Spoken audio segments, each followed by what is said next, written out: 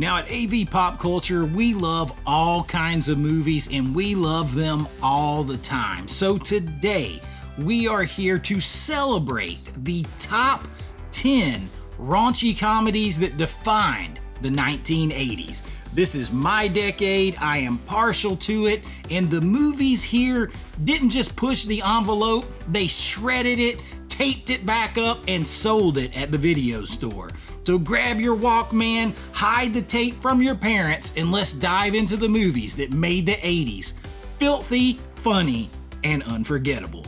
Pop that tape in, I got you, let's go do this.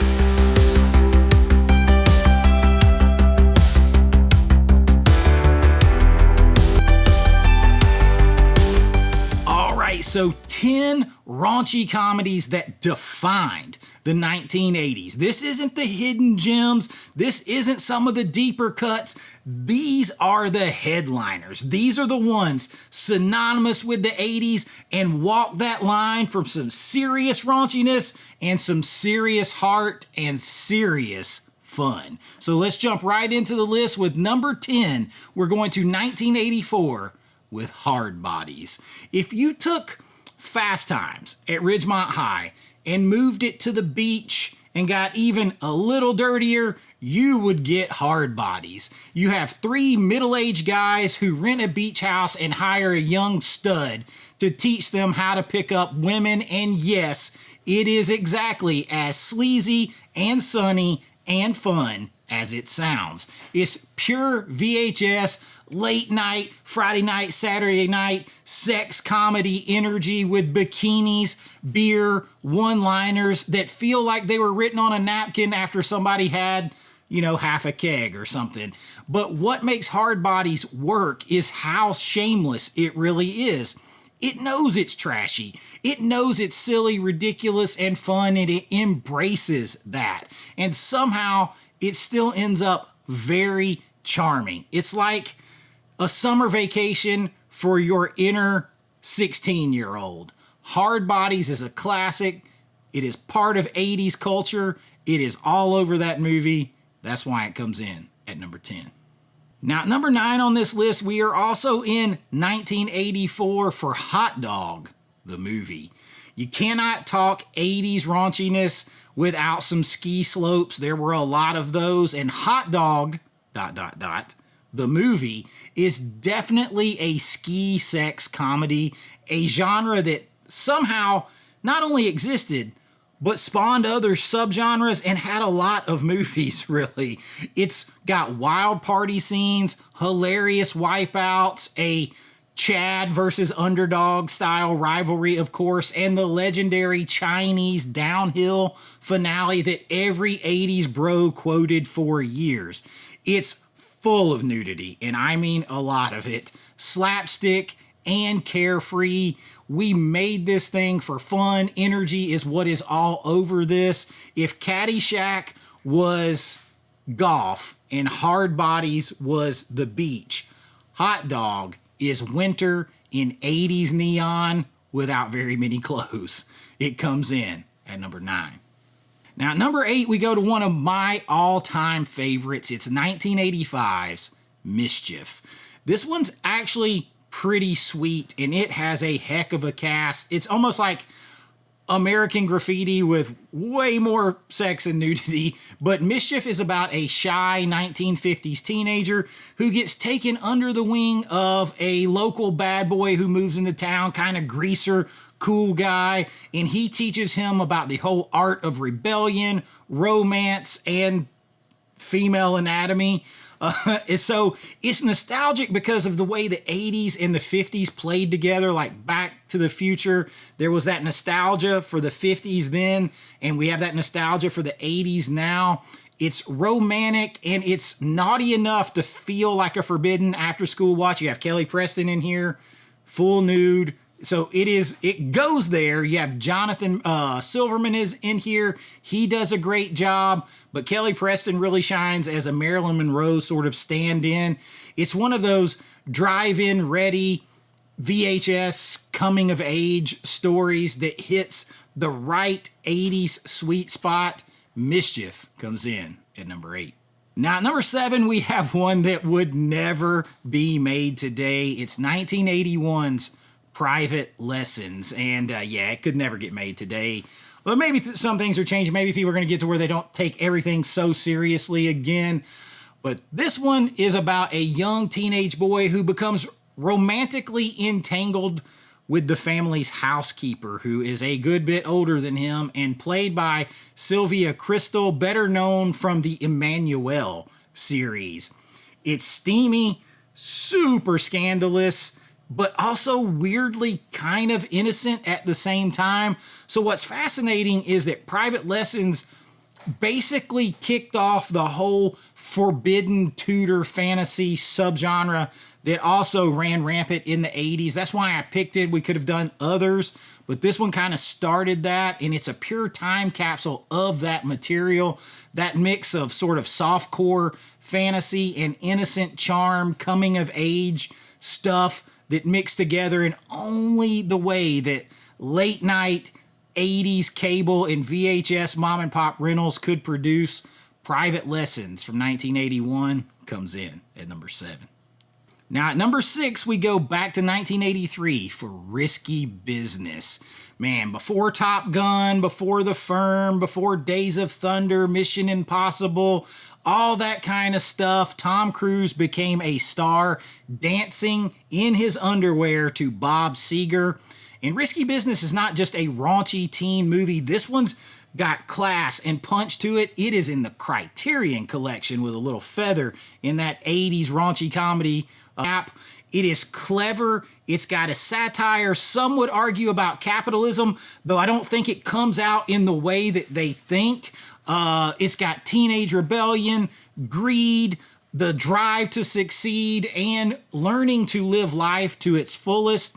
Because you have Cruise, who plays Joel, who is basically a good kid who is left home alone and accidentally turns his house into a high-end brothel for his high school friends. So it's sexy, it's stylish, but way smarter than it looks. It's one of the first sex comedies that actually had something to say in some ways. Oh, and it gave us the iconic image of Tom Cruise sliding in his socks and his underwear and all that stuff, dancing to Bob Seger, that's burned in to 80s pop culture forever. Yes, he had Ray-Bans on initially. Don't let anybody Mandela affect you right out of that. Risky Business from 1983 comes in at number 6. Now at number 5, we have 1984's Bachelor Party. And this is the movie that proved Tom Hanks could be wholesome and hilariously depraved at the same time.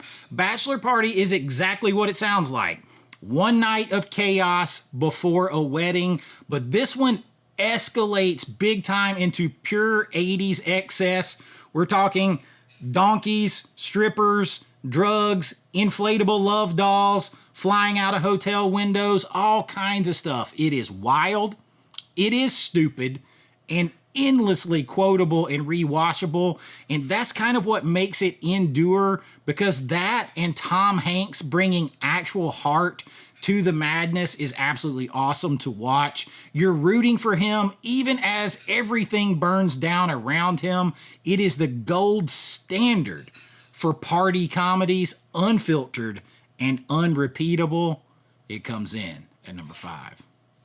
At number 4, we just squeak into the 80s with 19 Murray guy. I'm a fan of both guys and the director of this film. You guys know we got some Ghostbusters at work here, but really you've got the one that launched so quotable. The soundtrack is banging as I'm All Right defined that sort of comedic tone to the decade that produced Yuppie. Behind this, that kind of brought it to you. Caddyshack is absolutely iconic.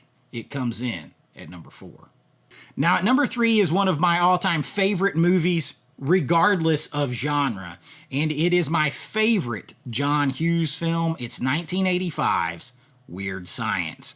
You have two horny boys living out their dream, teenagers who create the quote-unquote perfect woman using their computer and a little bit of 80s blue lightning and magic, and she turns out to be smarter, funnier, and more in control than either of them. John Hughes wrote this thing during his Breakfast Club 16 candle streak, but this time he cranked up the chaos. It's a sci-fi sex comedy and teen empowerment, coming of age, all wrapped in one 80s wish fulfillment fantasy. Kelly LeBrock as Lisa is an instant movie icon, and the movie's message that a lot of people find problematic today is really all about confidence, friendship, self-worth, and that learning that appearances and all this stuff outwardly doesn't make relationships and things what you want them to be, and it sneaks up on you between the blue lightning and the lingerie, and a lot of people today unfortunately miss it. Do not miss Weird Science. It is one of the raunchy comedies that not only defined the 80s, it defined the genre. It comes in at number 3. And at number 2, you knew this one had to be here. This one also has a home in the Criterion collection because these movies are that important. It's 1982's Fast Times at Ridgemont High. And this is the movie that for a lot of people defined teenage life for the early 80s. Some of us that became teenagers stuff a little later in that time period, it's a little bit different, but this still had a lot of those bones, and it's equal parts hilarious, honest, and very, very real. You've got mall culture in there. You got kids trying to find themselves, first awkward encounters, all of that, and it is pinned perfectly by Cameron Crowe. It's based on his screenplay. He actually went to high school briefly just to get the feel for this because he never went to high school. And it's based on his undercover high school reporting, and he nailed it. The awkward hookups, the stoner wisdom, the heartbreak behind it all in the mall food courts. Sean Penn Spicoli is one of cinema's iconic great slackers, and the pool scene with Phoebe Cates is literally etched into pop culture memory forever. It's funny, sexy, shockingly truthful. Honestly, in a lot of ways, it feels so real.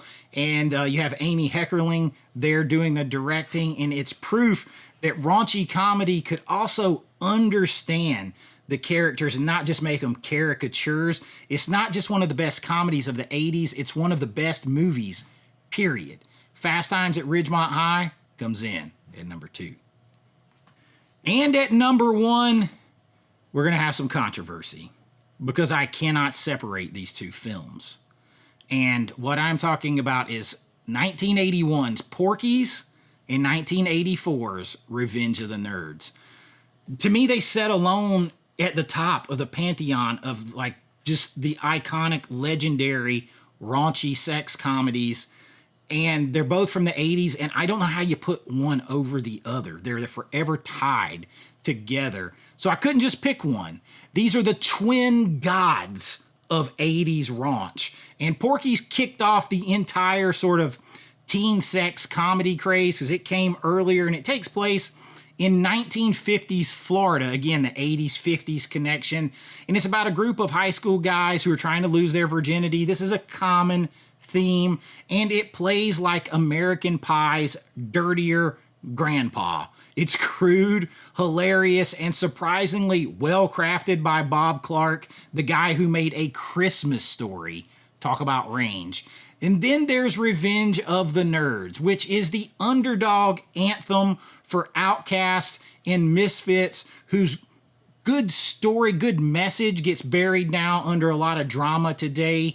And it's about a group of socially awkward geeks that take on the jocks and the system and the entire Greek row with pranks, empowerment, and just enough scandal in this movie to make it legendary. Both movies tapped into the 80s energy of rebellion, identity, excess, sex, fun, all that stuff with a big side of freedom. Without Porky's and Revenge of the Nerds, there is no American Pie. There is no Superbad. There is no Road Trip. There is none of that. These movies built the modern comedy landscape. It's impossible to pick between the two of them. So here they are, sitting at the top, sharing a spot together at number 1. So there you have it, 10, 11, technically, movies that defined the wild, weird, and decade of 80s and the raunchy comedies therein. They were outrageous, politically incorrect, unapologetic, and sometimes downright insane, and we loved them for it. They captured something Hollywood rarely thinks of or does today. It is freedom. And freedom to offend, freedom to experiment, and freedom to laugh at ourselves and everything rather than hide from it. So if you need a break from Hallmark marathons, holiday overload, horror films, or anything else, just grab yourself a 6-pack, pop in one of these, and take a trip back to when movies, particularly comedy, didn't apologize, it just partied. So if you enjoyed this, please like and subscribe. It really helps out the channel. If you'd like to support what we do here even more, you can take a trip down nostalgia lane by using the Patreon link below. You'll get your name and lights on every single video, behind the scenes looks at my filmmaking, and so much more, and everything goes back into the channel, and I really do appreciate it, because here at AV Pop Culture, we love movies, we love nostalgia, we love where we came from, and we're going to make sure none of you ever forget it. So until next time, be kind, rewind like always. This is Chase with AV Pop Culture, and I'll see you real soon. Bye-bye. I know.